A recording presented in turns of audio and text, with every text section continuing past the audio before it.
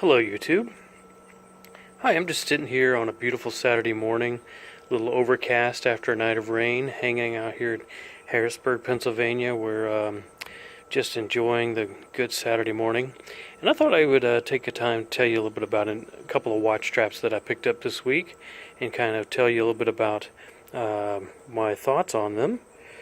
First, starting with this OEM strap. This is an OMEGA Alligator Strap, the genuine real deal, not cheap, and we'll talk about that. And also picked up a another strap. This is a Bob strap, B-O-B. This is out of Germany, and I'll give you the links here in a little bit and tell you a little bit more about this strap. I'll put it on the watch here in a little bit, and we'll take a look at it and really just discuss this morning the difference in quality and price between the OEM strap and an aftermarket strap. When's it appropriate just to go with an aftermarket strap, and when might you consider the more expensive OEM strap? So that's what we're going to look at today. So what we have here, again, is the OMEGA Genuine Alligator Strap. It is beautifully done. This is my first very expensive luxury aftermarket strap. Or this did not come with it. The original bracelet, of course, came on this. And just wanted to show you this beautiful strap. You know, the alligator skin is very, very firm. It feels very high quality, like it's going to last me a long time. Inside you have the reference number. We can get a better look at that. Hard to grab there. There's reference number 980000349, I believe. This is a 21 millimeter strap for this 21 millimeter case. This is the coaxial case that is in all the modern Omega Speedmaster coaxials today. And so this is not an easy one to find, and so I found it and picked this one up used. But let's talk about price, because price is always a consideration when you're looking at an original manufacturer's strap. They're always going to be expensive. Now this strap, if you walked into an authorized dealer and decided to purchase it, you're looking at around $700, assuming you don't negotiate and you're ready to just throw down cash. If you pick it up on a gray market, you're looking at roughly I'd say about $400 or so. And then this was used, so I picked it up. The offer was $195, or that was the list price, and I offered $175 and made the deal, and was very happy about that. $175 is actually pretty good for an alligator strap, even if it was unbranded. But now we're talking about an alligator strap with the OMEGA branding, and I apologize for the noise of cars coming by. But again, beautiful front porch day. So, and then you say, well, that's not an OMEGA strap. No, it is not our OMEGA deployant. That is my Christopher Ward deployant. And I'll just tell you briefly about that. I picked up the deployant on a Christopher Ward leather strap for a whopping $16 on their closeout sale. I picked up two of them. I really didn't need the straps. I wanted the deployant because it functions just like an OMEGA deployant. So I kind of find the OMEGA deployant price criminal, just to put it mildly. I really don't want to pay $400 to $500 for a piece of metal that you can get aftermarket for a much better price. Now, ultimately, it would be nice one day to have this as OMEGA all the way around, you know, including the deployant. And if I ever find a good deal on it, then certainly I'll do that. But it is just really hard for me to justify that kind of money when this is such a good quality deployant. It snaps good, it holds. That's all I need, and so this will stay on the watch, this particular strap. But the question is, why would you spend even $175 for one of these when you can get a nice leather strap for $50 aftermarket that's going to be of high quality?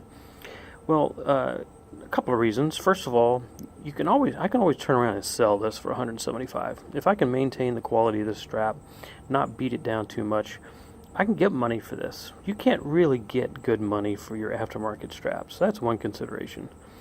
Another consideration is if I ever sell this watch, with the bracelet, of course, this could sweeten the deal if I throw this in, include this in. There's a lot of competition out there for selling watches, and if you can have one way of sweetening the deal a little bit, then you're more likely to sell it quicker and at the price you're asking for.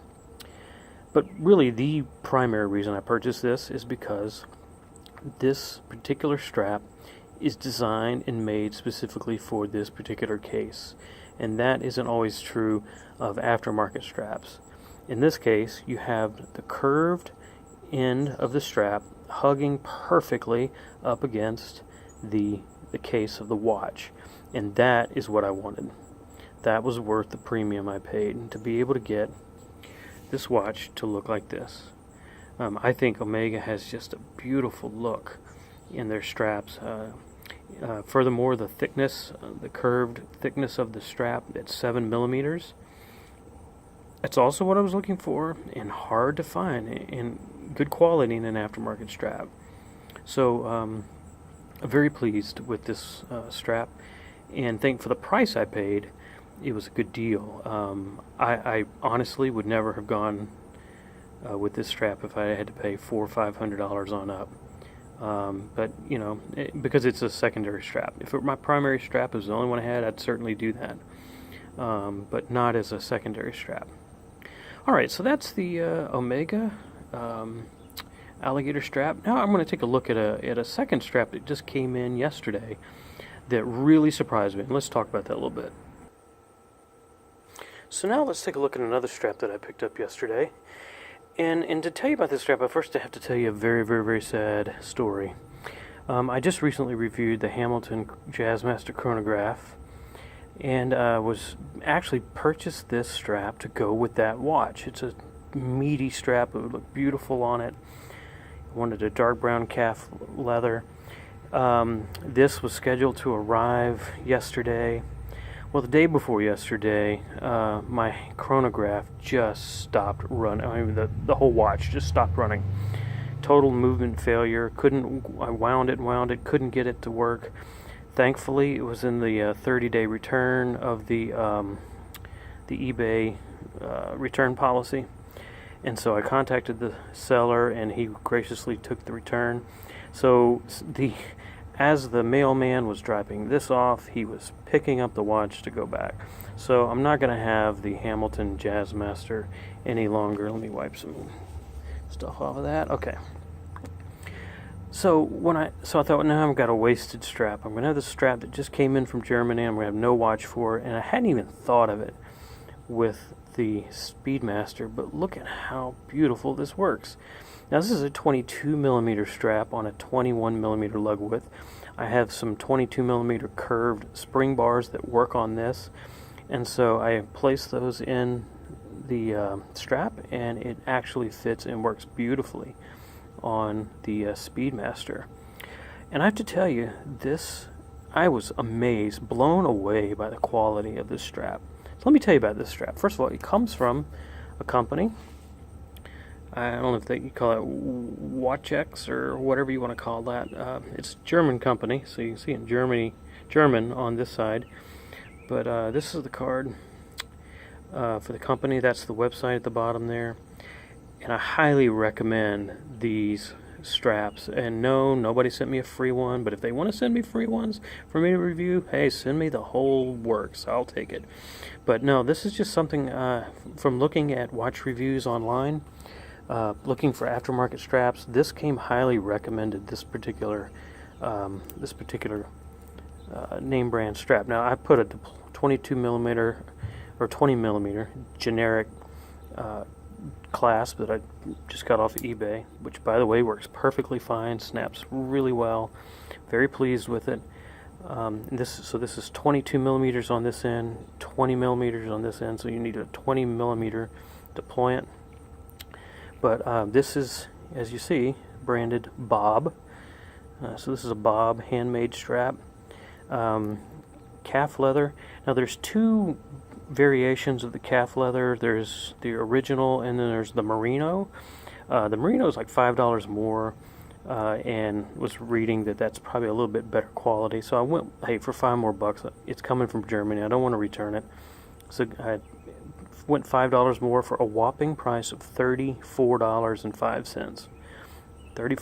Basically $35 watch strap. And the leather on the inside, beautifully done. Very thick, 6 to 7 millimeters thick, and you can see it has a nice curvature on the strap. And this is called the Chrono, and if you read the description on the website, the Chrono straps are for big oversized chronographs, and that's exactly what you want. You want a meaty strap that will match the meatiness of the watch case, and this certainly does that. And I'm very, very pleased with this strap, and recommend that you go on to that website. Very few straps more than $35, some of them $22 to $25, and if they're anything like the quality of this strap, I would recommend it. I've had Hadley Roma straps come in recently that I was a little underwhelmed by, very thin, not as thick as they look on the websites. But this truly lived up to its all the hype that I read about online. So, Bob straps, go for it. I think you'll be very pleased. I have another. As soon as I got this, went ahead and ordered. There's the nylon version, the weaved nylon, which looks kind of like what you see on the Dark Side of the Moon watches. And again, it was $35. It has the leather on the inside as well. And I ordered one of those. Hopefully it'll be here soon, and I'll maybe show you a review of that. And by the way, let me tell you, I ordered this on the 8th of this month, and it showed up to my house. This is from Germany to my house in Pennsylvania on the 12th. So 4 days to get here overseas. That's through customs and everything. So boy, was I pleased with that. I can't promise that'll ever happen again, but I was glad, and I'll let you know how long the other one takes to get here. Yeah, I just received notice today that it's shipped, so we'll find out. Let's see, let me show you a wrist shot, and we'll call it a day. So here we are on the wrist. Looks very beautiful, very meaty, very apropos to the watch. And when you have a very expensive timepiece, a luxury timepiece, you want a watch strap that really matches up with that. That's really hard, I think, to find on the aftermarket, especially at a reasonable price like this. So I'm very, very pleased with what I got here. In fact, one of the reviewers on one of the watch websites was comparing this to Breitling straps, which of course are much like this, and said that this is an 85 to 95% quality to an OEM Breitling strap, and you know those are good quality. So no, you're not going to get full Omega quality out of something like this, but darn if it's not close. I really think it is. So again, very pleased. So when do you want an aftermarket strap, and when do you want an OEM? You always want the OEM if you is your primary, if that's the only strap you're going to wear. You want something that was designed for the watch. Anytime they can offer you something that only that strap will do, that an aftermarket can't replicate, such as the one I just showed you, then that's definitely worth shopping around for. I definitely recommend like new, not necessarily new, but used like new, and get the markdown on those straps. Otherwise, man, they are very expensive. Meanwhile, $35, man, buy 3 or 4 of these and really accentuate and accessorize your watch. All right, guys, thanks so much for tuning in. Appreciate you giving me a like if you can, and we'll talk to you next time.